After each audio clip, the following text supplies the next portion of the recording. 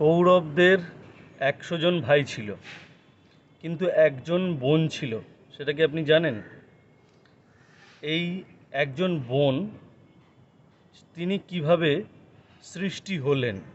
কেননা তার সৃষ্টির যে বর্ণনা মহাভারতে করা আছে তা কিন্তু খুব রহস্যজনক। তো আজকে কৌরবদের বোনের কথা বলবো। কৌরবদের যিনি বোন ছিলেন তার উৎপত্তি হওয়ার কিন্তু কোনো সম্ভাবনা ছিল না। তো প্রথম থেকেই শুরু করি। যখন পাণ্ডব এবং কৌরবরা জন্মাবেন, অর্থাৎ পাণ্ডু এবং ধৃতরাষ্ট্রের বিবাহ হয়েছে, এরপর যুধিষ্ঠির জন্মালেন, অর্থাৎ কিনা ছোট ভাই পাণ্ডু, তার ছেলে জন্মালো যুধিষ্ঠির। এইটা দেখে ধৃতরাষ্ট্রের বউ গান্ধারী খুব হিংসান্বিত হলো এই খবর শুনে, যে পাণ্ডু সে ছোট, তার ছেলে জন্মে গেছে। আর অ্যাকচুয়ালি তার গর্ভটা ২ বছর ধরে চলছিল। সাধারণত মানুষের কোনো এক বছরের বেশি, মানে ওই ৯ মাস ১০ দিন বলা হয়, বা ১০ মাস ১০ দিন। তো সেই ১০ মাস বা ৯ মাস পর্যন্ত চলে।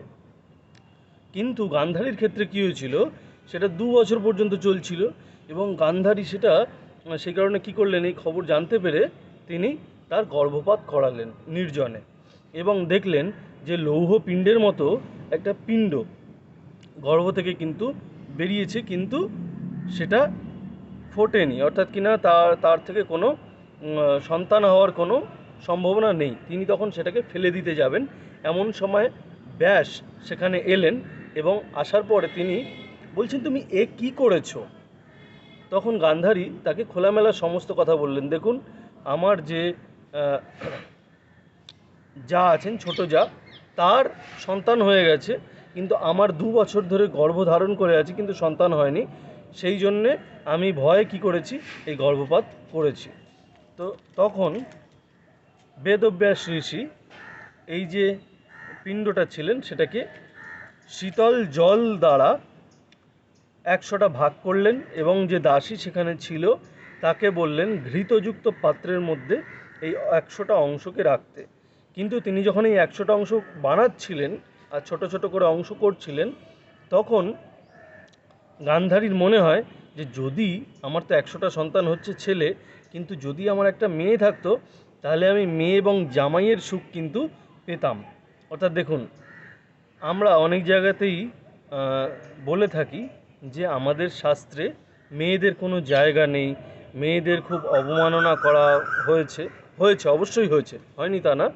কিন্তু এই মেয়ে সন্তান জন্মাবার ক্ষেত্রে যে আমরা এখন সমাজে যেগুলো দেখি, ভ্রূণ হত্যা বা এইগুলো কিন্তু প্রমোট আমাদের হিন্দু শাস্ত্র কখনোই করে না। এবং এই গল্পটার থেকে আমরা বুঝতে পারছি যে সেই সময় কিন্তু মেয়ে হওয়া একটা মনের শান্তির ব্যাপার ছিল। সেটা এখনও যাদের সংসারে মেয়ে আছে, তারা কিন্তু, যাদের সংসারে শুধুমাত্র ছেলে আছে, তাদের থেকে সেই সংসার বেশি ফুলফিল হয়। কাজেই মহাভারতের যুগে আজ থেকে ৫,০০০ বছর আগে যে ঘটনাগুলো ঘটেছে, সেই ঘটনার সাথে কিন্তু আমরা এখনকার জীবনে যে ঘটনা ঘটবে বা ঘটছে সেগুলো কোরিলেট করতে পারি। এই কারণেই মহাভারত আজও এত বেশি প্রাসঙ্গিক।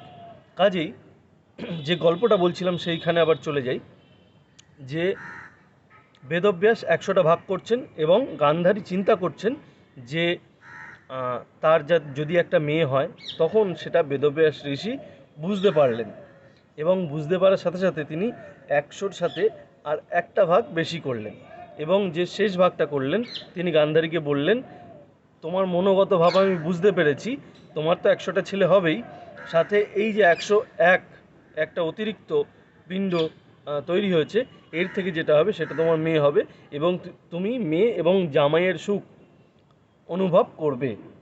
আর চিন্তা করুন, আমরা যাকে বেদব্যাস ঋষি বলে জানি, তাকে জানি সে অষ্টাদশ পুরাণ রচনা করেছিলেন, তাকে জানি তিনি বেদকে 4টে ভাগে ভাগ করেছিলেন, অখণ্ড বেদকে।